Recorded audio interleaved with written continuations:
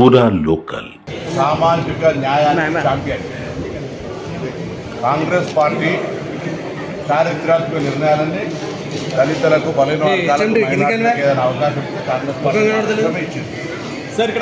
ఈరోజు బలైన వర్గాల ముఖ్యమంత్రి ప్రకటించిన భారతీయ జనతా పార్టీ కనీసం శాసనసభ పక్ష నాయకత్వాన్ని ఇవ్వలేకపోయింది.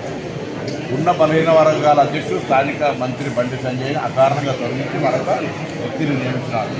ఇంత పెద్ద బలహీన వర్గాల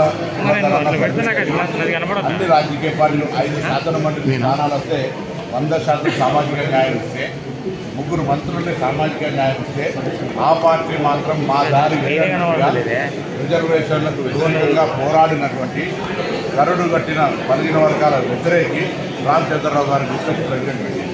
ముందు వాళ్ళు మార్చుకొని వాళ్ళ ఆలోచన విధానాన్ని మమ్మల్ని అడుగుతున్న మీరు కిషన్ రెడ్డి గారు ముందు మీరు రాజీనామా చేసి ఏ మంత్రి పదవిని అరవింద్ గారికో, లక్ష్మణ్ గారికో, రాజేందర్ గారికో వాళ్ళకి ఇచ్చి అప్పుడు మమ్మల్ని ప్రశ్నించడానికి నువ్వు అవకాశం ఆనాడు మళ్ళీ కాంగ్రెస్ పార్టీ చేస్తే పాపం పాయల్ శంకర్ లాంటి వాళ్ళు శాసనసభలో మద్దతు ఇచ్చినప్పటికీ కూడా వాళ్ళ ఆటలను నడవకుండా దీనికి అడ్డం పడే ప్రయత్నం చేస్తున్నారు. ఊరుకోరు. మీరు గిమ్మిక్స్ ఏదో చెప్తే ఎవరు గమనించారు. మేము అడుగుతున్నటువంటి దానికి జవాబు చెప్పాలి. వాళ్ళు ఇప్పుడు ఉన్నటువంటి 4 పార్లమెంట్ సభ్యులు కానీ 5 బండి సంజయ్తో సహా 5 కూడా మా పార్టీలో మేము ఎప్పుడైనా బలహీన వర్గాలకు, దళితులకు, మైనార్టీలకు అన్యాయం జరిగితే మేము ఏ విధంగా అందరికన్నా అడుగుతామో సరియైన దారిలో తీసుకుపోయే ప్రయత్నం చేస్తాము.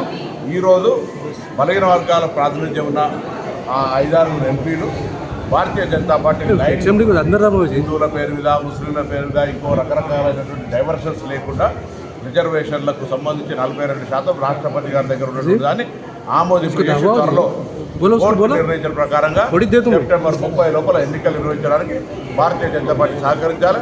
తప్పకుండా ఆ దిశలో ముందుకు పోవాలని కోరుతున్నాను.